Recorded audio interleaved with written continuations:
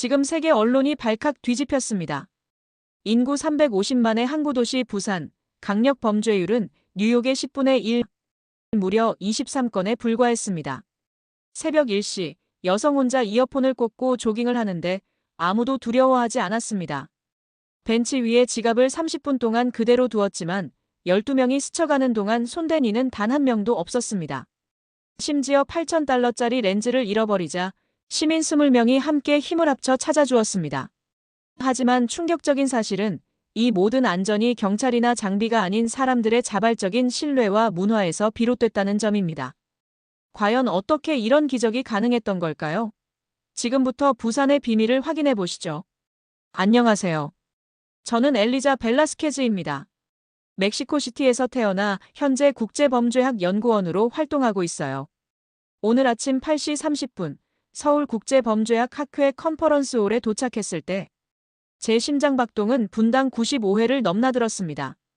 차갑고 건조한 실내 공기가 코끝을 스쳤고 O 300여 석 projeto 규모의 Juntos 강당에서 Educar, que 들려오는 premia todas as 웅성거림과 áreas da 마이크 테스트 educação. 소리가 O 귀에 projeto Juntos 들어왔어요. Educar, que 하지만 제 머릿속은 온통 27년 전 그 밤의 기억으로 가득했죠.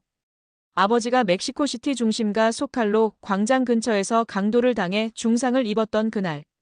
밤을 저는 절대 잊을 수 없습니다.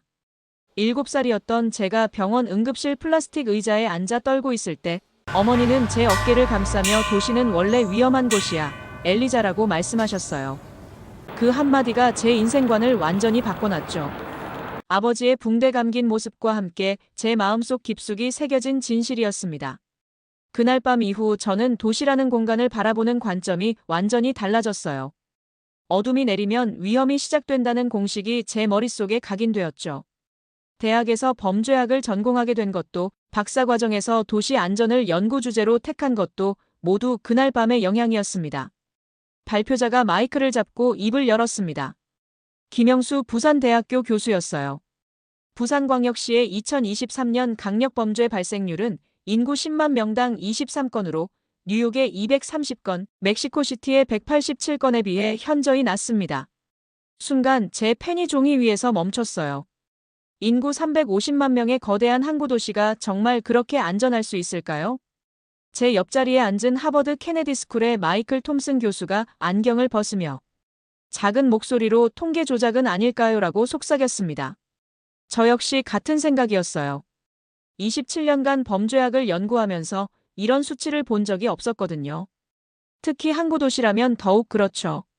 특히 주목할 점은 부산 시민들이 밤 11시 이후에도 자유롭게 산책하며 24시간 운영되는 무인 판매대 이용률이 97.3%에 달한다는 것입니다.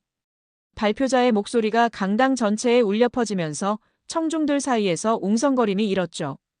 누군가는 고개를 갸웃했고 다른 누군가는 회의적인 표정을 지었습니다. 제가 지금까지 연구해온 도시 범죄학 이론에 따르면 인구 밀도가 높고 유동인구가 많은 항구도시일수록 범죄율이 증가하는 게 일반적입니다. 더욱이 야간 시간대는 범죄의 황금 시간대라고 불리죠. 그런데 부산은 이 모든 상식을 뒤엎는 데이터를 보여주고 있었어요. 데이터는 더욱 충격적이었습니다. 부산의 야간 보행자 안전 만족도 89.7%, 여성 단독 보행률 밤 10시 이후 42.1%, 관광객 재방문율 78.4%. 그리고 가장 놀라운 것은 무인시설 도난율 0.02%였어요. 이는 스위스 제네바보다도 낮은 수치였습니다. 제 노트북 화면에는 지난 5년간 수집한 전 세계 주요 도시들의 범죄 통계가 펼쳐져 있었어요. 런던 127건, 파리 95건, 도쿄 34건, 싱가포르 29건. 그런데 부산은 23건이라니요. 이 수치가 정말 현실을 반영하는 건지 의문이 들 수밖에 없었습니다. 더 놀라운 것은 부산의 인구 구성이었어요. 350만 명 중 약 30%가 야간 근무자나 서비스업 종사자라는 통계가 있었죠. 이론적으로 보면 야간 활동 인구가 많을수록 범죄 발생 가능성이 높아져야 하는데 부산은 정반대의 결과를 보여주고 있었어요. 제 가슴속 깊은 곳에서는 여전히 의구심이 꿈틀거렸어요. 아버지가 쓰러져 있던 그 밤의 기억이 선명하게 떠올랐습니다. 피투성이가 된 아버지의 셔츠, 구급차 사이렌 소리, 그리고 도시는 위험해라는 어머니의 목소리. 27년간 쌓아온 신념이 한순간에 흔들릴 리는 없었죠. 하지만 연구자로서의 호기심도 동시에 자극받았습니다. 제가 10년간 연구해온 도시 안전 이론에 정면으로 도전하는 사례였거든요. 만약 이 통계가 사실이라면 제가 알고 있던 모든 이론을 다시 써야 할지도 모르겠어요. 발표가 끝나고 질의응답 시간이 되자 저는 마이크를 잡았습니다. 교수님, 이 데이터가 실제 현장과 일치한다고 확신하십니까? 제 목소리에는 의구심이 묻어 있었어요. 김영수 교수는 잠시 미소를 지으며 대답했습니다. 직접 확인해 보시는 게 어떨까요? 그 말이 제 마음에 깊이 박혔어요. 연구자라면 데이터만으로 판단해서는 안 된다는 것, 현장을 직접 보고 체험해야 한다는 것을 다시 한번 깨달았죠. 점심시간에 저는 조용히 카페테리아 구석자리에 앉아 노트북을 열고 부산행 항공편을 검색했어요. 3일 후 출발하는 인천-부산 직항편이 눈에 들어왔습니다. 좌석료는 $185, 비행시간 1시간 20분. 마우스 커서가 예약 버튼 위에서 잠시 머뭇거렸죠. 범죄율 23건이라는 수치, 직접 보기 전엔 통계 노름일 뿐입니다. 제가 혼잣말로 중얼거리는 순간 맞은편 테이블에서 커피를 마시던 톰슨 교수가 고개를 들었어요. 부산에 가보실 계획이세요, 벨라스케즈 박사? 그의 물음에 저는 천천히 고개를 끄덕였습니다. 현장 검증 없이는 그 어떤 이론도 완성될 수 없으니까요. 제가 대답하자 톰슨 교수는 씁쓸하게 웃었습니다. 그곳이 정말 안전하다면 우리가 알고 있던 도시학 이론을 전면 수정해야겠군요. 그날 오후 4시 17분, 저는 김포공항 출발 부산 도착 항공편 좌석을 예약했어요. 좌석 번호 12A, 창가 자리였습니다. 27년간 제 안에 자리 잡은 편견과 새로운 가능성 사이에서 저울질하며 결국 직접 확인을 택한 거죠. 짐을 싸면서도 마음 한편으로는 역시 도시는 어디나 마찬가지일 것이라는 생각이 스쳐갔습니다. 아마 밤에는 사람들이 외출을 삼가고 무인 판매되는 관광지 근처에만 설치되어 있을 거예요. 통계는 아무래도 과장되었을 가능성이 높죠. 연구용 카메라와 녹음기, 그리고 지난 10년간 작성한 도시, 범죄 연구 노트들을 가방에 넣으면서 저는 묘한 긴장감을 느꼈습니다. 과연 부산에서 무엇을 발견하게 될까요? 공항 22번 게이트에서 탑승을 기다리며 저는 부산 관련 범죄 통계를 다시 한번 꼼꼼히 살펴봤어요. 2019년 31건, 2020년 28건, 2021년 26건, 2022년 24건, 2023년 23건. 지속적인 감소 추세였습니다. 숫자는 분명 인상적이었지만 제 마음속에서는 여전히 회의적인 목소리가 울렸어요. 비행기 탑승 안내방송이 나오자 저는 천천히 자리에서 일어났습니다. 3일 후면 부산에서 직접 확인하게 될 그 안전이라는 것이 진짜일까요? 아니면 허상일까요? 3일 후 저녁 7시 45분, 부산 김해공항에서 첫 발을 디딘 순간 제 심장 박동수는 분당 102회까지 올라갔습니다. 공항 로비의 따뜻한 조명과 시민들의 웃음소리가 귀에 들어왔지만 여전히 제 마음속에는 27년 전 아버지의 모습이 선명했어요. 멕시코시티에서 겪었던 그 공포가 저를 사로잡고 있었죠. 호텔에 짐을 푼 후 저는 곧바로 거리로 나섰습니다. 시계는 밤 10시 30분을 가리키고 있었어요. 범죄학 이론에 따르면 이제부터가 진짜 위험한 시간대였습니다. 하지만 부산 진구 서면 거리에는 여전히 많은 사람들이 자연스럽게 걸어다니고 있었어요. 첫 번째로 제 눈에 들어온 광경은 믿기 어려웠습니다. 젊은 여성 한 명이 유모차를 밀고 천천히 산책하고 있는 모습이었어요. 시계를 다시 확인했습니다. 밤 10시 47분. 아기는 평화롭게 잠들어 있었고 그 여성은 전혀 긴장한 기색이 없었죠. 제가 알고 있던 도시 범죄학 이론에서는 이런 상황이 절대 불가능했습니다.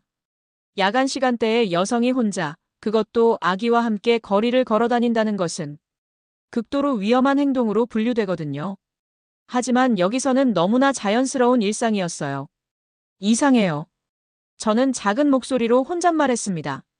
멕시코시티에서라면 상상도 할 수 없는 광경이었거든요.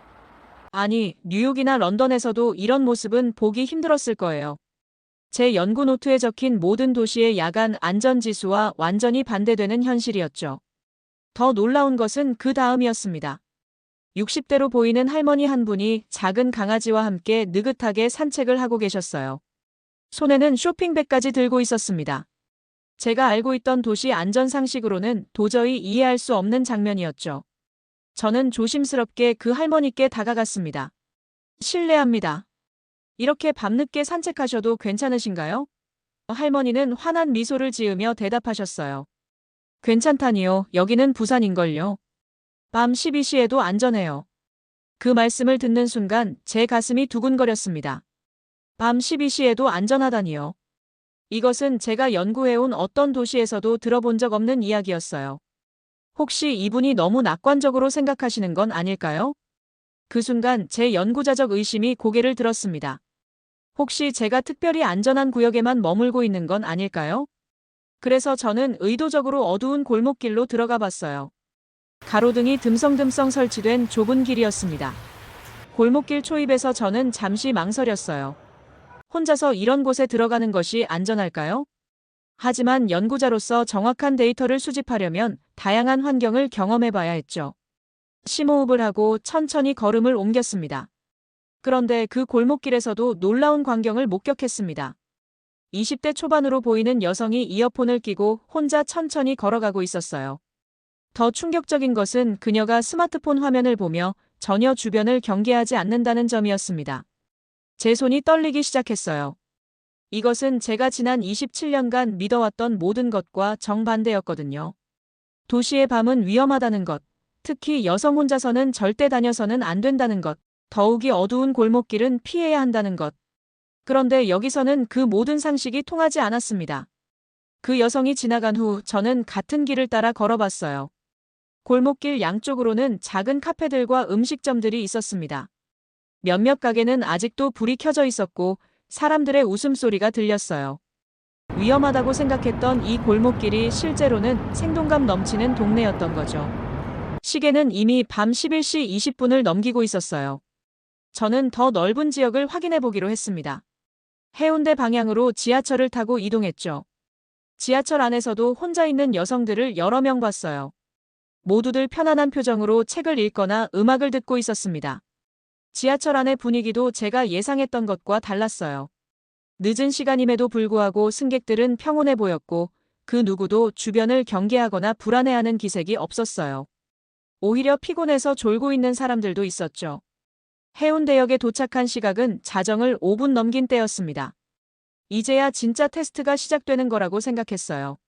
하지만 현실은 또다시 제 예상을 완전히 뒤엎었습니다.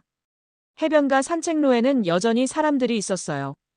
커플들이 손을 잡고 걸어가고 있었고 혼자 조깅하는 사람도 보였습니다. 가장 놀라운 것은 30대 여성이 이어폰을 끼고 혼자 조깅하는 모습이었어요. 자정이 넘은 시간에 말입니다. 저는 그 여성을 따라가며 관찰했습니다. 물론 충분한 거리를 두고 연구 목적으로 말이에요.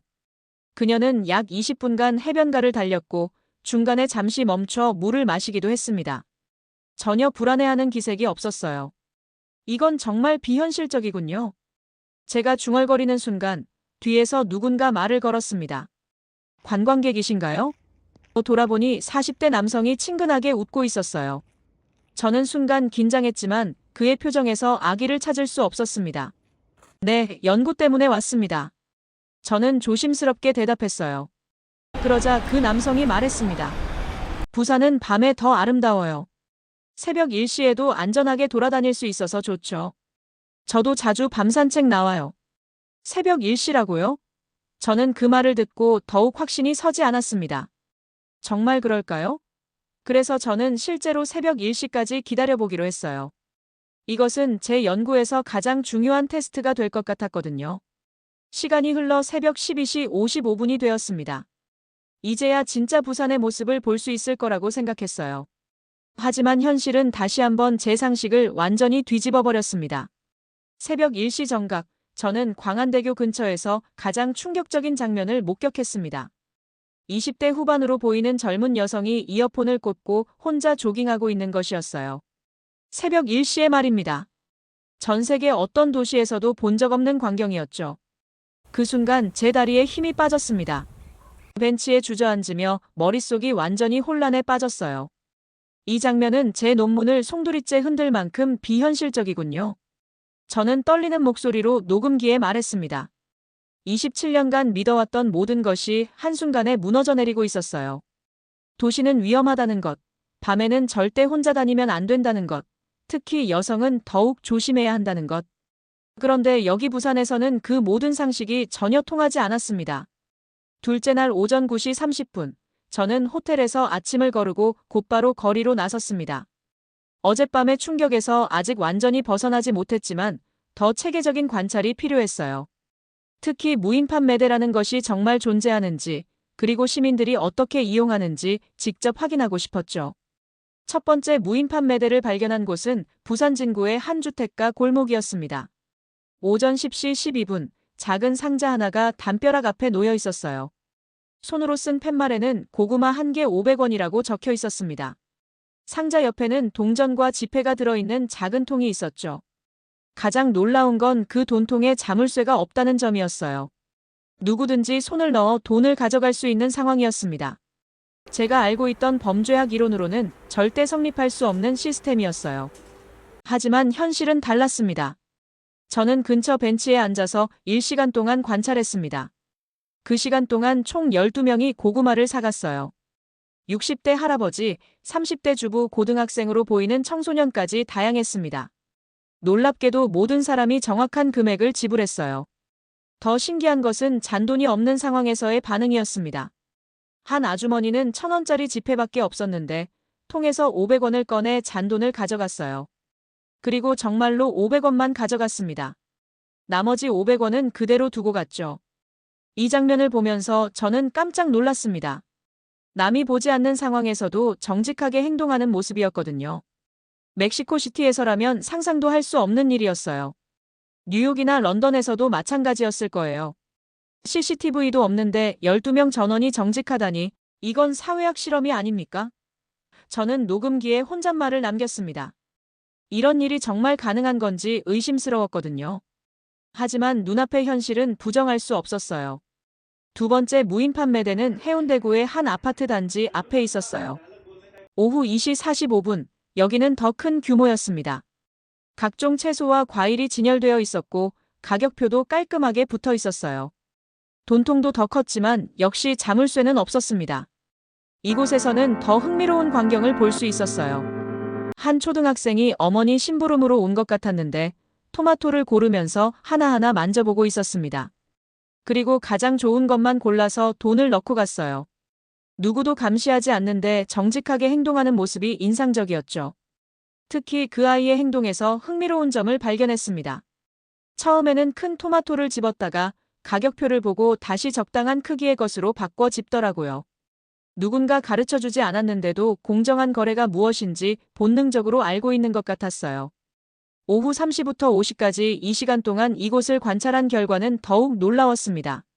총 28명이 물건을 사갔는데 그중 단 한 명도 부정행위를 하지 않았어요. 심지어 할머니 한 분은 실수로 100원을 더 넣고 가시기도 했습니다. 가장 인상 깊었던 건 한 아저씨의 행동이었어요. 당근을 사려고 왔는데 돈통에 거스름 돈이 부족한 상황이었습니다. 그런데 그 아저씨는 주머니에서 동전을 꺼내 돈통에 넣어주고 갔어요. 다음 사람을 위해서라고 작게 중얼거리면서 말이에요. 이 장면을 보는 순간 제 가슴이 뭉클해졌습니다. 이건 단순한 거래가 아니라 공동체 정신의 발현이었어요. 서로 모르는 사람들끼리도 이런 배려를 할 수 있다니 정말 믿기 어려웠습니다. 제가 지금까지 연구해온 어떤 도시에서도 본 적 없는 광경이었죠. 세 번째 무인 판매대는 부산대학교 근처에 있었어요. 오후 6시 30분 학생들이 많이 지나다니는 곳이었습니다. 여기는 주로 간식거리와 음료수를 팔고 있었어요. 대학생들의 반응을 보고 싶었거든요. 젊은 층에서도 같은 행동 패턴이 나타날지 궁금했습니다. 예상대로 이곳은 더 바빴습니다. 젊은 학생들이 수시로 와서 물건을 사가고 있었어요. 그런데 놀랍게도 이들도 모두 정직했습니다. 친구들과 떠들면서 와도 돈은 정확히 넣고 갔어요. 연령과 관계없이 같은 행동 양식을 보이는 게 신기했습니다. 특히 인상적이었던 건 한 커플의 모습이었습니다. 남학생이 음료수 값을 계산하면서 여학생에게 너도 하나 더 가져가라고 했어요. 그러자 여학생이 그럼 돈도 더 넣어야지라고 대답했습니다. 당연한 일을 당연하게 받아들이는 모습이었죠. 오후 7시부터 9시까지 이 시간 동안 이곳에서 관찰한 결과 45명이 물건을 구매했습니다. 연령대는 10대부터 60대까지 다양했어요. 그리고 놀랍게도 45명 모두가 정확한 금액을 지불했습니다. 연령, 성별, 직업에 관계없이 모든 사람이 같은 행동을 보인 거죠. 더욱 신기한 일도 있었어요. 한 아주머니가 우연히 지나가다가 무인 판매대 주변이 어수선한 것을 보고 정리해주고 가는 모습을 봤습니다. 본인이 물건을 사지도 않았는데 말이에요. 이런 좋은 일이 계속되려면 우리가 지켜야죠 라고 혼잣말하시는 것도 들렸어요. 하루 종일 세 곳의 무인 판매대를 관찰한 결과는 충격적이었습니다. 총 85명이 물건을 구매했는데 그중 단 한 명도 부정행위를 하지 않았어요. 정직률 100%였습니다. 이런 결과는 제가 연구해온 그 어떤 도시에서도 본 적이 없었어요. 더 놀라운 건 이런 무인 판매대가 부산 곳곳에 수백 개씩 있다는 점이었습니다. 택시기사 아저씨가 알려주신 정보였어요. 부산 사람들은 이런 거에 익숙해요. 어릴 때부터 당연하게 생각하고 자라거든요. 3대째 이어져 온 문화예요. 그 말씀을 듣고 저는 더욱 놀랐습니다. 이것이 최근에 생긴 현상이 아니라 오랫동안 이어져 온 문화라는 뜻이었거든요. 그렇다면 이런 신뢰 문화가 어떻게 형성되고 유지되는 걸까요? 저는 호텔로 돌아가면서 하루 종일의 관찰 내용을 정리했습니다. 무인 판매대라는 시스템이 성공적으로 운영되려면 높은 수준의 사회적 신뢰가 필요한데 부산은 그 조건을 완벽하게 충족하고 있었어요. 가장 인상 깊었던 건 시민들의 자연스러운 태도였습니다. 누구에게 보이려고 하는 것도 아니고 강요받아서 하는 것도 아니었어요. 정직한 거래가 그냥 일상이었던 거죠. 마치 숨 쉬는 것처럼 자연스럽게 말이에요. 그날 밤 저는 연구 노트에 이렇게 적었습니다. 부산의 무인 판매대 시스템은 단순한 상거래가 아니라 공동체 신뢰의 상징이다. 85명의 시민 모두가 정직하게 행동하는 것을 목격했다. 이는 제도나 감시가 아닌 문화의 힘을 보여준다. 하지만 여전히 의문은 남아 있었어요. 정말 모든 상황에서 이런 신뢰가 유지될 수 있을까요? 더 큰 돈이 걸린 상황에서도 같은 결과가 나올까요? 이런 궁금증이 제 마음을 계속 자극하고 있었습니다. 셋째 날 오전 11시 20분, 제 인생에서 가장 절망적인 순간이 찾아왔습니다. 광안리 해수욕장에서 사진을 찍던 중 8,000달러짜리 카메라 렌즈가 모래사장 어딘가로 사라진 거예요. 심장박동수가 분당 130회까지 치솟으면서 식은땀이 등줄기를 타고 흘러내렸습니다. 그 렌즈는 제 연구 장비 중 가장 소중한 것이었어요. 10년 동안 모은 돈으로 산 것이었거든요. 더욱이 이번 부산 연구를 위해 특별히 가져온 망원 렌즈였습니다. 해변의 모래사장에서 찾는다는 것은 바늘찾기나 마찬가지였죠. 처음에는 침착하려고 노력했지만 시간이 지날수록 패닉 상태가 되었어요. 이 렌즈 없이는 나머지 연구를 제대로 할 수 없었거든요. 더구나 보험도 들어있지 않은 상황이었습니다. 말 그대로 절체절명의 위기였죠. 저는 무릎을 꿇고 모래를 파기 시작했습니다. 손으로 한 줌씩 모래를 드러내면서 필사적으로 찾아봤어요. 하지만 광안리 해수욕장은 너무 넓었고 어디서 떨어뜨렸는지조차 확실하지 않았습니다. 절망감이 온몸을 덮쳐왔어요. 괜찮으세요? 뒤에서 누군가 말을 걸었습니다.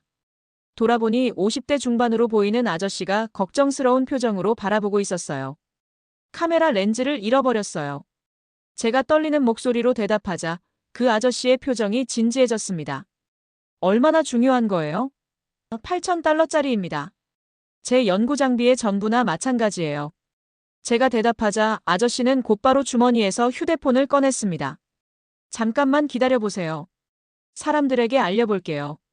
그 아저씨가 전화를 걸기 시작했을 때 저는 반신반의했습니다. 과연 모르는 사람의 물건을 찾기 위해 누가 나서겠어요? 하지만 5분도 지나지 않아 놀라운 일이 벌어졌습니다. 정말 사람들이 오기 시작한 거예요. 첫 번째로 온 사람은 30대 여성이었어요. 아기를 데리고 온 젊은 엄마였습니다. 렌즈 찾는다고 들었어요. 제가도 도와드릴게요. 그 다음에는 대학생으로 보이는 남녀 커플이 왔어요. 우리도 같이 찾아볼게요.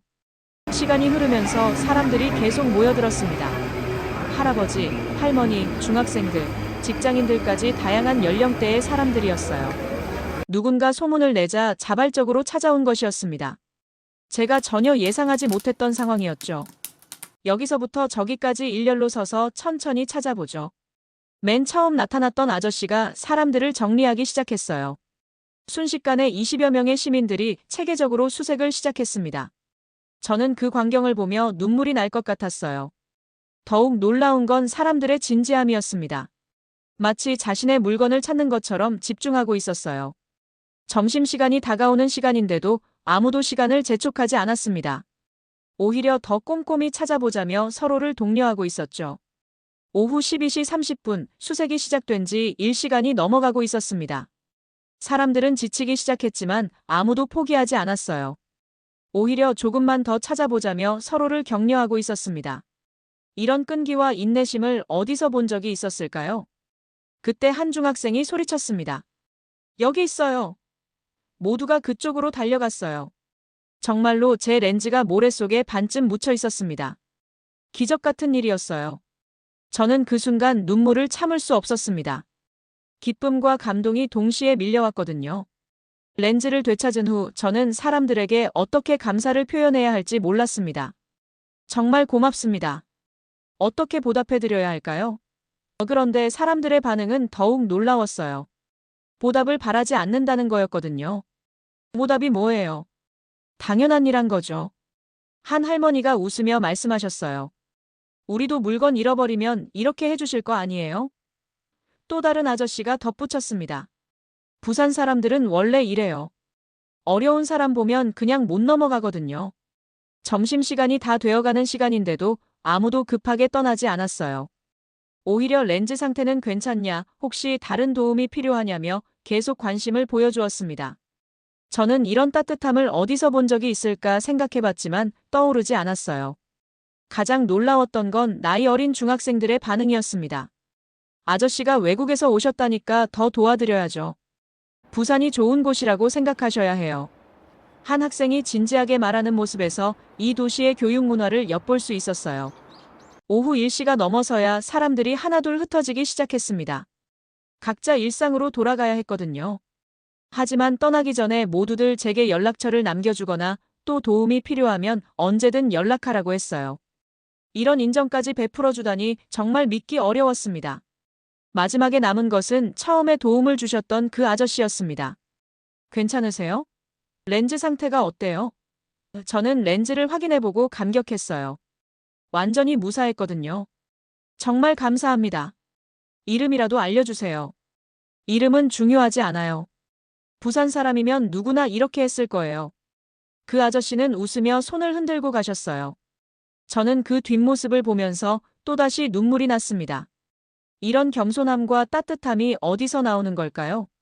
그날 오후 저는 해변 카페에 앉아서 오전에 있었던 일을 곰곰이 되돌아봤습니다. 제가 잃어버린 건 $8,000짜리 렌즈였지만 얻은 건 그보다 훨씬 값진 것이었어요. 20명의 낯선 사람들이 보여준 선의와 연대감이었습니다. 이런 일이 뉴욕에서 일어날 수 있을까요? 아니면 멕시코시티에서는? 솔직히 말해서 불가능할 것 같았어요. 사람들이 바쁘고 서로를 불신하고 남의 일에 관심이 없는 곳들이었거든요. 하지만 여기 부산에서는 너무나 자연스러운 일이었습니다. 더 놀라운 건 이런 도움이 전혀 계산적이지 않았다는 점이었어요. 보상을 바라거나 뭔가를 얻으려는 의도가 전혀 없었습니다. 그냥 도움이 필요한 사람을 보면 도와주는 것이 당연하다고 생각하는 것 같았어요. 저는 연구 노트에 이렇게 적었습니다. 오늘 $8,000짜리 렌즈를 잃고 대신 20명의 신뢰를 얻었다니 믿기지 않습니다. 이것이야말로 부산 시민들의 진짜 모습이었다. 제도나 시스템이 아닌 사람과 사람 사이의 따뜻한 마음이 이 도시를 안전하게 만드는 것 같다. 그날 밤 저는 처음으로 부산에 대한 편견이 완전히 사라지는 것을 느꼈습니다. 27년 동안 쌓아온 도시는 위험하다는 생각이 조금씩 흔들리고 있었어요. 하지만 여전히 마음 한구석에는 의심이 남아 있었습니다. 정말 모든 상황에서 이런 일이 가능할까요? 다음 날이면 투자자 리드 씨가 부산에 도착할 예정이었어요. 그분은 아시아 도시의 안전은 거칠해일 뿐이라고 확신하고 있었습니다. 과연 부산이 그분의 편견도 바꿀 수 있을까요? 저는 궁금하면서도 조금 걱정되었어요. 넷째 날 오후 2시 30분, 김해공항에서 토마스 리드를 만났을 때 제 심장 박동은 분당 95회였습니다. 45세의 미국 투자자인 그는 날카로운 눈빛과 회의적인 표정으로 저를 맞이했어요. 공항 로비의 시원한 에어컨 바람이 얼굴을 스쳤지만 그의 차가운 분위기가 더 강하게 느껴졌죠. 벨라스케즈 박사, 정말 부산이 안전하다고 믿으세요? 택시에 오르자마자 리드가 던진 첫 질문이었습니다. 3일간 관찰한 결과 놀라운 수준의 시민의식을 확인했어요. 제가 대답하자 그는 코웃음을 쳤습니다. 아시아 도시들의 거칠애는 항상 인상적이죠. 호텔에서 간단히 짐을 푼 후 저는 리드를 서면 거리로 데려갔습니다. 오후 4시 15분, 사람들이 가장 많이 다니는 시간대였어요. 정말 테스트해보고 싶다면 실험을 해봅시다. 리드가 갑자기 말했습니다. 지갑을 벤치에 놓고 30분간 방치해보는 거예요. 저는 그 제안에 깜짝 놀랐습니다. 너무 위험하지 않을까요? 바로 그거예요. 진짜 안전하다면 문제 없겠죠. 리드는 자신만만하게 명품 지갑을 꺼내더니 벤치 위에 올려놓았어요. 안에는 현금과 신용카드들이 들어있었습니다. 우리는 20m 떨어진 카페에 앉아서 지켜봤습니다. 리드는 시계를 보며 중얼거렸어요. 30분 후에 지갑이 사라져 있을 거예요. 그럼 이 실험은 끝나는 거죠. 저는 긴장하면서도 부산 시민들을 믿고 있었습니다. 첫 10분 동안 5명이 벤치를 지나갔습니다. 한 할머니는 지갑을 발견하고 잠시 멈춰 섰어요. 그리고는 지갑을 벤치 안쪽으로 밀어넣고 가셨습니다. 더 안전한 곳에 둔 거죠. 리드의 표정이 조금 변했어요. 15분이 지났을 때 젊은 커플이 벤치에 앉으려다가 지갑을 발견했습니다. 두 사람은 잠시 이야기를 나누더니 지갑을 벤치 뒤편으로 옮겨 놓았어요. 혹시 떨어질까봐 걱정한 것 같았습니다. 리드가 흥미롭네요 라고 중얼거렸어요. 20분째 중학생 2명이 지갑을 발견했습니다. 저는 순간 긴장했어요. 하지만 그 학생들은 지갑을 만지지도 않았습니다. 대신 주변을 둘러보더니 누구 지갑인지 찾아보자며 이야기하는 모습이 보였어요. 25분이 지났을 때 한 아저씨가 지갑 근처에서 담배를 피우기 시작했습니다. 리드는 저 사람이 가져갈 거예요 라고 속삭였어요. 하지만 그 아저씨는 담배를 다 피울 때까지 지갑을 지키고 서 있더니 담배꽁초를 쓰레기통에 버리고 갔습니다. 정확히 30분 후 우리는 벤치로 돌아갔습니다. 지갑은 그대로 있었어요. 오히려 처음보다 더 안전한 곳에 놓여 있었습니다. 리드가 지갑을 확인해 보니 현금도 카드도 모두 그대로였어요. 그의 얼굴에 당황스러운 표정이 스쳤습니다. 30분간 12명이 스쳐갔지만 단 한 명도 손대지 않았습니다. 제가 말하자 리드는 잠시 말이 없었어요. 우연일 수도 있어요. 한 번 더 해봅시다. 그는 여전히 회의적이었습니다. 두 번째 실험은 해운대에서 했습니다. 오후 6시 30분, 더 많은 사람들이 다니는 곳이었어요. 이번에는 리드가 직접 자신의 휴대폰을 벤치에 놓았습니다. 최신 아이폰이에요. 150만 원 정도 값어치죠. 이번에도 같은 일이 반복되었습니다. 지나가던 사람들이 휴대폰을 발견하고는 더 안전한 곳으로 옮겨주거나 주변을 지켜주는 모습을 보였어요. 30분 후 휴대폰도 무사했습니다. 리드의 표정이 점점 진지해졌습니다. 이건 정말 예상 밖이군요. 미국에서라면 절대 불가능한 일이에요. 저는 그제서야 안도의 한숨을 내쉬었습니다. 부산이 그의 편견을 조금씩 바꾸기 시작한 것 같았거든요. 저녁 식사를 하면서 리드는 계속 오늘 일에 대해 이야기했습니다. 정말 신기해요. 사람들이 남의 물건을 자연스럽게 보호해주다니. 그의 목소리에서 처음으로 감탄이 묻어났어요. 내일은 더 확실한 테스트를 해보죠. 리드가 제안했습니다. 제가 직접 택시에 휴대폰을 놓고 내려볼게요. 그래도 돌아온다면 정말 놀라운 일이겠어요. 저는 그 제안에 동의했습니다. 과연 어떤 결과가 나올까요? 그날 밤 호텔에서 리드는 제게 말했습니다. 오늘 하루만으로도 제 생각이 많이 바뀌었어요. 하지만 여전히 완전히 확신할 수는 없습니다. 내일의 결과를 봐야겠어요. 저는 내일이 더욱 기대되었습니다. 다섯째 날 오전 10시 45분, 리드와 함께 택시를 탔을 때 그의 심장 박동 소리가 들릴 것 같았습니다. 운전기사는 60대 중반의 친절한 아저씨였어요. 목적지는 용두산 공원이었고 거리는 약 25분 정도 걸리는 곳이었습니다. 택시 안의 라디오에서 잔잔한 트로트가 흘러나오고 있었죠. 기사님, 부산에서 택시 일하신 지 얼마나 되셨어요? 리드가 한국어로 물어봤습니다. 그의 한국어는 서툴렀지만 운전기사 아저씨는 웃으며 대답해 주셨어요. 30년 넘었어요. 이 동네는 제 손바닥만큼 잘 알죠. 용두산 공원에 도착해서 요금을 지불하고 내릴 때 리드는 의도적으로 휴대폰을 뒷좌석에 놓고 내렸습니다. 최신형 아이폰이었어요. 택시가 떠나간 후 리드는 시계를 봤습니다. 오전 11시 15분. 과연 몇 시간 후에 연락이 올까요? 저는 솔직히 걱정됐습니다. 아무리 부산 시민들이 정직하다고 해도 이건 너무 큰 테스트 같았거든요. 휴대폰은 쉽게 돈으로 바꿀 수 있는 물건이었으니까요. 하지만 리드는 확신에 차 있었어요. 30분 이내에 연락 오면 정말 놀라겠어요. 용두산 공원을 구경하며 30분이 지났습니다. 연락이 없었어요. 1시간이 지나도 마찬가지였습니다. 리드가 역시 그렇군요라고 중얼거릴 때쯤 갑자기 제 휴대폰이 울렸어요. 리드의 번호로 전화가 온 것이었습니다. 여보세요? 택시에서 휴대폰 놓고 내리신 분이세요? 운전기사 아저씨의 목소리였습니다. 리드와 제가 서로를 바라봤어요. 정말로 연락이 온 거였습니다. 네, 맞습니다. 어떻게 제 번호를 아셨어요? 휴대폰에 저장된 번호 중에 최근 통화한 사람이 있길래 연락드렸어요. 지금 어디 계세요? 갖다 드릴게요. 운전기사 아저씨의 친절한 목소리에 리드의 표정이 완전히 바뀌었습니다. 믿을 수 없다는 표정이었어요. 30분 후 그 택시가 용두산 공원 입구에 다시 나타났습니다. 운전기사 아저씨는 웃으며 휴대폰을 건네주었어요. 깜빡하고 가져가는 거 못 봤어요. 다행히 연락처를 찾아서 전화드릴 수 있었네요. 리드가 감사 인사를 드리며 팁을 주려고 했지만 아저씨는 손사래를 치며 거절하셨어요. 아니에요. 당연한 일한 거죠. 제가 물건 놓고 가도 이렇게 해주실 거 아니에요?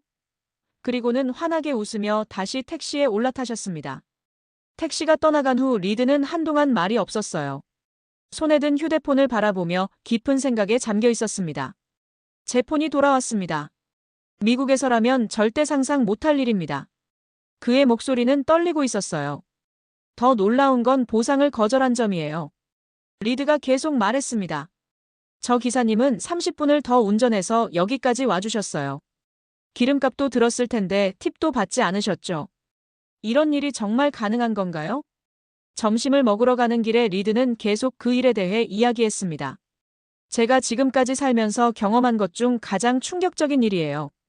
뉴욕에서는 택시에서 내릴 때 지갑이나 휴대폰을 확인하는 게 기본이거든요. 분실하면 절대 돌아오지 않으니까요. 식당에서 만난 사람들에게 이 이야기를 해주자 모두들 당연한 일이라고 반응했어요. 부산에서는 흔한 일이에요. 택시 기사님들이 워낙 친절하셔서 이런 일이 자주 있어요. 한 시민이 말했습니다. 자주 있는 일이라고요? 리드가 놀라며 물었어요. 네, 저도 한 번 경험했어요. 지하철에서 가방을 놓고 내렸는데 역무원분이 다음 역까지 쫓아와서 전해주셨거든요. 또 다른 사람이 경험담을 들려줬습니다. 오후 내내 리드는 부산 시민들과 이야기를 나눴습니다. 카페 사장님, 길거리 상인, 대학생들까지 다양한 사람들을 만났어요. 모두들 비슷한 이야기를 해줬습니다. 분실물을 찾아주는 일이 너무나 자연스럽다는 것이었죠. 정말 신기해요. 이런 문화가 어떻게 만들어진 건가요? 리드가 물었을 때 한 할아버지가 대답해 주셨어요. 어릴 때부터 그렇게 배워서 그래요. 남의 물건은 소중히 해야 한다고, 어려운 사람은 도와야 한다고 말이에요. 저녁 무렵 해운대에서 산책을 하며 리드는 자신의 변화에 대해 이야기했습니다. 처음 부산에 왔을 때는 회의적이었어요. 아시아 도시들이 겉보기에만 안전할 거라고 생각했거든요. 하지만 지금은 완전히 생각이 바뀌었습니다. 가장 인상 깊었던 건 사람들의 자연스러운 태도예요. 리드가 계속 말했습니다. 억지로 하는 게 아니라 정말 당연하게 생각하는 것 같아요. 이런 문화를 어떻게 우리나라에도 만들 수 있을까요? 그날 밤 호텔에서 리드는 제게 솔직한 마음을 털어놨습니다. 부끄럽게도 아시아에 대한 편견이 있었어요. 하지만 부산에서의 경험이 그 모든 편견을 깨뜨렸습니다. 정말 대단한 도시예요. 그의 눈에는 진심 어린 감동이 담겨 있었어요. 내일 본국으로 돌아가면 이 이야기를 많은 사람들에게 해줄 거예요. 부산이 얼마나 안전하고 따뜻한 도시인지 말이에요. 리드의 다짐을 들으며 저는 뿌듯했습니다. 또 한 사람의 편견이 무너진 순간이었거든요. 여섯째 날 오전 9시 30분 부산 진경찰서를 찾았을 때 제 심장 박동은 평소보다 빨랐습니다. 깔끔한 경찰서 로비의 밝은 조명과 시민들의 차분한 대화 소리가 들렸어요. 마지막 연구 단계로 공식 인터뷰를 요청했을 때 담당자분들이 흔쾌히 응해주셔서 감사했습니다. 김철수 경감을 만난 순간부터 저는 그의 진솔한 모습에 감동받았습니다. 50대 중반의 그는 30년간 부산에서 근무해온 베테랑 경찰관이었어요. 부산의 안전 비결이 뭔지 정말 궁금합니다. 제가 질문하자 그는 잠시 생각에 잠겼습니다. 제도나 장비가 아니라 사람이에요. 김경감의 첫 번째 대답이었습니다. 부산에는 350만 명이 살고 있는데 이 모든 사람이 서로의 눈이 되고 귀가 되어주죠. CCTV보다 더 촘촘한 방법망이 바로 시민들의 관심이에요. 구체적인 사례를 물어보자 김경감은 여러 이야기를 들려줬습니다. 작년에 할머니 한 분이 길을 잃어버렸을 때의 일이에요. 신고를 받고 출동하기도 전에 동네 상인들과 주민들이 먼저 찾아드린 적이 있어요. 우리가 도착했을 때는 이미 해결된 상황이었죠. 더 놀라운 이야기가 이어졌습니다. 심야 시간에 취한 여성이 위험한 상황에 처했을 때도 마찬가지예요. 지나가던 시민들이 먼저 나서서 보호해주고 안전한 곳까지 데려다주는 일이 비일비재해요. 경찰 신고는 그 다음이죠. 350만 명의 눈과 마음이 곧 가장 촘촘한 방법망이군요. 제가 감탄하며 말하자 김경감이 고개를 끄덕였습니다. 맞습니다. 부산 사람들은 내 일 남의 일을 구분하지 않아요. 어려운 사람을 보면 그냥 지나치지 못하는 성격들이거든요. 통계 자료도 놀라웠습니다. 예방 신고가 전체 신고의 70%를 차지해요. 김경감이 설명했습니다. 범죄가 일어나고 나서 신고하는 게 아니라 위험한 상황을 미리 알려주시는 거죠. 덕분에 사고를 예방할 수 있는 경우가 많아요. 야간 순찰에 대한 이야기도 인상적이었습니다. 밤 12시 이후에도 시민들이 자발적으로 동네를 지켜주세요. 공식적인 자율방범대도 있지만 그냥 산책하면서 자연스럽게 주변을 살펴보시는 분들이 많거든요. 그럼 경찰의 역할은 뭔가요? 제가 궁금해서 물었습니다. 조력자죠. 시민들이 먼저 문제를 발견하고 해결하려고 노력해요. 저희는 그분들을 도와드리는 역할이에요. 함께 안전한 부산을 만들어가는 파트너라고 생각합니다. 학교와의 연계 프로그램도 흥미로웠습니다. 초등학교부터 고등학교까지 정기적으로 안전교육을 해요. 하지만 단순히 조심하라고 가르치는 게 아니라 서로 도우며 살아가는 방법을 알려주죠. 그래서 아이들이 자연스럽게 공동체 의식을 갖게 되는 것 같아요. 외국인 관련 정책도 체계적이었습니다. 부산에는 외국인 주민이 5만 명 가까이 살고 있어요. 이분들도 부산 시민의 일부라고 생각하고 같은 보호와 관심을 받으실 수 있도록 노력하고 있습니다. 언어 장벽 때문에 어려움을 겪지 않도록 통역 서비스도 운영하고 있어요. 가장 인상 깊었던 것은 김경감의 철학이었습니다. 안전은 단속으로 만들어지는 게 아니에요. 서로를 믿고 배려하는 마음에서 나오는 거죠. 부산 사람들이 가진 그 마음이야말로 이 도시의 가장 큰 자산입니다. 이 시간에 인터뷰를 마치며 김경감은 마지막으로 이렇게 말했습니다. 외국에서 오신 연구자분이 부산의 안전에 관심을 가져주셔서 고맙습니다. 이런 관심이 더 좋은 도시를 만드는 원동력이 되거든요. 오후에는 일반 시민들과의 인터뷰도 진행했습니다. 다양한 연령대의 20명을 만났는데 모두들 비슷한 이야기를 해줬어요. 위험한 상황을 보면 그냥 지나칠 수 없어요. 어려운 사람을 도와주는 건 당연한 일이죠라는 반응들이었습니다. 특히 인상적이었던 것은 한 대학생의 말이었습니다. 저희 할머니가 늘 말씀하셨어요. 남을 도우면 언젠가는 나도 도움을 받게 된다고요. 그래서 어릴 때부터 자연스럽게 그렇게 생각하며 자랐어요. 택시기사 아저씨의 이야기도 기억에 남습니다. 손님 물건 찾아드리는 게 특별한 일이 아니에요. 제가 물건 잃어버려도 누군가 찾아주실 거라고 믿으니까 저도 당연히 그렇게 하는 거죠. 서로 믿고 사는 거예요. 하루 종일의 인터뷰를 정리하며 저는 부산의 진짜 안전 비결을 깨달았습니다. 그것은 첨단 보안 시스템이나 엄격한 법 집행이 아니었어요. 350만 명의 시민들이 서로를 믿고 배려하는 마음, 그것이야말로 이 도시를 안전하게 만드는 핵심이었습니다. 그날 밤 연구 노트에 저는 이렇게 적었습니다. 부산의 안전은 제도가 아닌 문화에서 나온다. 시민들의 자발적인 관심과 배려가 만든 보이지 않는 방법망이 이 도시를 지키고 있다. 이것이야말로 진정한 공동체 안전 모델이다. 내일이면 한국을 떠날 예정이었습니다. 하지만 부산에서 배운 것들을 어떻게 세계에 알릴지 벌써 계획을 세우고 있었어요. 이런 아름다운 문화가 더 많은 곳으로 퍼져나갔으면 좋겠다는 생각이 들었습니다. 2개월 후 맨해튼의 컬럼비아 대학교 강의실에서 제 부산 연구 발표가 있던 날을 저는 평생 잊지 못할 것 같습니다. 오후 2시 30분 200여 명의 청중 앞에서 프레젠테이션을 시작할 때 제 심장박동은 분당 110회였어요. 강의실의 밝은 조명이 눈부셨고 학자들의 집중된 시선이 느껴졌습니다. 안전은 수치가 아니라 습관, 그리고 세대를 이어 전해지는 문화입니다. 발표의 마지막을 이 말로 마무리했을 때 강의실이 잠시 조용해졌어요. 그리고 곧 뜨거운 박수가 터져나왔습니다. 27년 만에 처음으로 제 신념이 완전히 바뀌는 순간이었죠. 발표 후 질의응답 시간은 예상보다 길어졌습니다. 정말로 새벽 1시에 여성이 혼자 조깅을 했다고요? 하버드 교수의 질문에 저는 자신 있게 대답했어요. 네, 직접 목격했습니다. 그리고 그것이 일상적인 풍경이었어요. 무인 판매대 정직률 100%라는 게 과연 가능한 일인가요? 또 다른 질문이 나왔습니다. 85명을 관찰한 결과 단 한 명의 예외도 없었습니다. CCTV도 없고 감시자도 없었지만 말이에요. 이것이 바로 부산의 힘입니다. 발표 영상은 SNS를 통해 빠르게 퍼져나갔습니다. 일주일 만에 조회수 100만 회를 넘었고 전 세계 도시계획 전문가들이 관심을 보이기 시작했어요. 부산 모델이라는 용어까지 생겨났습니다. 가장 놀라운 반응은 실제 도시들에서 나타났습니다. 시애틀시에서 첫 번째로 연락이 왔어요. 부산 챌린지를 시작하고 싶다는 내용이었습니다. 무인 판매대를 시범적으로 설치해보겠다는 계획이었죠.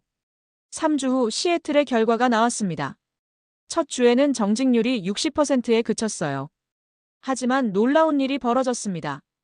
언론에서 이 실험을 보도하고 시민들이 관심을 갖기 시작하면서 정직률이 점점 올라간 거예요. 한 달 후에는 85%까지 올랐고 2달 후에는 95%를 기록했습니다. 더 놀라운 건 다른 변화들이었어요.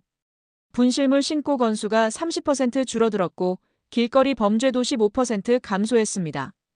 부산에서 시작된 문화가 시애틀에도 뿌리내리기 시작한 거였어요. 밴쿠버, 토론토, 멜버른까지 부산 챌린지에 참여하기 시작했습니다. 각 도시마다 결과는 달랐지만 공통점이 있었어요. 시민들이 서로를 신뢰하기 시작하면서 전체적인 안전지수가 향상되는 것이었죠. 6개월 후 더욱 놀라운 소식이 들려왔습니다. 런던의 한 구역에서 부산식 야간 안전 캠페인을 시작했다는 것이었어요. 함께 걸어요 워크 터게더라는 이름으로 시민들이 자발적으로 야간 산책을 하며 서로를 지켜주는 프로그램이었습니다. 파리에서는 부산 스타일 카페가 문을 열었어요. 계산대에 자율 결제 시스템을 도입하고 손님들이 스스로 계산하도록 하는 곳이었습니다. 처음에는 의심스럽게 바라보던 파리 시민들도 점차 이 시스템에 익숙해져 갔어요. 가장 감동적인 소식은 제 아들 마르코에게서 들려왔습니다. 멕시코시티의 고등학교에 다니는 17살 마르코가 학교에 부산 클럽을 만들었다는 거예요. 아빠가 들려준 부산 이야기에 감동받아서 친구들과 함께 만들었어요. 부산 클럽에서는 뭘 하는데? 제가 물어보자 마르코가 자랑스럽게 대답했어요. 서로 도와주고 정직하게 행동하고 어려운 친구들을 돌봐주는 거예요. 벌써 200명이 넘게 가입했어요. 더 놀라운 건 그 효과였습니다. 마르코의 학교에서 괴롭힘 사건이 70% 줄어들었고 분실물 반환율은 90%를 넘어섰어요. 부산 아저씨들처럼 우리도 서로를 믿고 도와주자는 것이 학생들 사이의 구호가 되었습니다. 1년 후 저는 다시 부산을 찾았습니다. 이번에는 전 세계 12개 도시의 대표들과 함께였어요. 부산시에서 주최하는 국제도시 안전포럼에 참석하기 위해서였습니다. 김해공항에 도착했을 때 반겨주던 그 따뜻함은 여전했습니다. 택시기사 아저씨가 부산 유명하게 만들어줘서 고맙다며 웃어주셨어요. 거리의 무인 판매대들도 그대로였고 시민들의 자연스러운 친절함도 변하지 않았습니다. 포럼에서 각국 대표들은 놀라운 성과들을 발표했습니다. 부산 모델을 도입한 도시들의 범죄율이 평균 15% 감소했다는 것이었어요. 더 중요한 건 시민 만족도와 행복 지수가 크게 향상되었다는 점이었습니다. 부산에서 시작된 작은 변화가 전 세계로 퍼져나가고 있습니다. 제가 기조연에서 말했을 때 청중들의 뜨거운 박수가 이어졌어요. 안전은 장비나 제도가 만드는 것이 아니라 사람들의 마음이 만드는 것임을 부산이 증명해 주었습니다. 가장 감동적인 순간은 포럼 마지막 날이었습니다. 1년 전 렌즈를 찾아주셨던 그 시민들을 다시 만날 수 있었거든요. 맨 처음 도움을 주셨던 아저씨는 부산이 세계적으로 유명해져서 뿌듯하다며 활짝 웃어주셨어요. 그때 렌즈를 찾아주신 분들 덕분에 제 인생이 바뀌었습니다. 제가 감사 인사를 드리자 할머니 한 분이 이렇게 말씀하셨어요. 우리도 선생님 덕분에 부산이 얼마나 좋은 곳인지 새삼 깨달았어요. 현재 전 세계 47개 도시가 부산 챌린지에 참여하고 있습니다. 작은 무인 판매대에서 시작된 신뢰의 문화가 이제 지구 반대편까지 퍼져나간 거예요. 매일 제게 도착하는 이메일들이 그 증거입니다. 어제는 아프리카 케냐의 나이로비에서 연락이 왔어요. 부산 스타일의 공동체 안전 프로그램을 시작했다는 내용이었습니다. 문화와 환경이 완전히 다른 곳에서도 부산의 정신이 통하고 있다는 뜻이었죠. 오늘 아침 연구실에서 새로운 논문을 쓰며 저는 다시 한번 깨달았습니다. 27년 전 아버지가 당하셨던 그 사건이 저를 범죄학자로 만들었다면 부산에서의 경험은 저를 완전히 새로운 사람으로 만들어 주었어요. 제 연구의 결론은 간단합니다. 진정한 안전은 높은 담장이나 첨단 보안 시스템에서 나오는 것이 아닙니다. 서로를 믿고 배려하는 마음, 어려운 이웃을 외면하지 않는 따뜻함, 그리고 함께 만들어가는 공동체 문화에서 나오는 것이에요. 부산이 가르쳐준 이 소중한 교훈을 전 세계에 전하는 것이 이제 제 인생의 사명이 되었습니다. 언젠가는 모든 도시가 부산처럼 안전하고 따뜻한 곳이 될 수 있을 거라고 믿어요. 그 꿈을 위해 저는 오늘도 연구를 계속하고 있습니다. 마지막으로 부산 시민 여러분께 다시 한번 감사의 말씀을 드리고 싶습니다. 여러분이 보여주신 따뜻한 마음이 세계를 변화시키고 있어요. 안전은 수치가 아니라 습관이고 세대를 이어 전해지는 소중한 문화라는 것을 가르쳐 주셔서 정말 고맙습니다. 모두 재밌게 보셨나요? 따뜻한 마음으로 인해 세계가 변화하는 모습, 참으로 아름답지 않나요?